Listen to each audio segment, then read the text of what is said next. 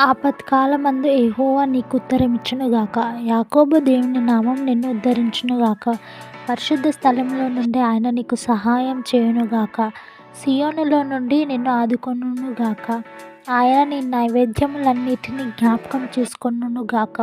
నీ దహన బలులను అంగీకరించునుగాక. నీ కోరికను సిద్ధింపచేసి నీ ఆలోచన యావత్తును సఫలం చేయునుగాక. యెహోవా నీ రక్షణను బట్టి మేము జయోత్సవం చేయుచున్నాము. మా దేవుని నామం బట్టి మా ధ్వజమెత్తుచున్నాము. నీ ప్రార్థనలన్నీయు యెహోవా సఫలం చేయునుగాక. యెహోవా తన అభిషిక్తుని రక్షించునని నాకిప్పుడు తెలియును. రక్షణార్థమైన తన దక్షిణ హస్త బలము చూపును. తన పరిశుద్ధ ఆకాశంలో నుండి అతనికుత్తరమిచ్చును. కొందరు రథములను బట్టియు కొందరు గుర్రములను బట్టియు అతిశయింపబడుదురు. మనమైతే మన దేవుడైన యెహోవా నామం బట్టి అతిశయింపబడుదుము. వారు కృంగి నేల మీద పడియున్నారు. మనం లేచి చక్కగా నిలుచుచున్నాము. యెహోవా రక్షించుము.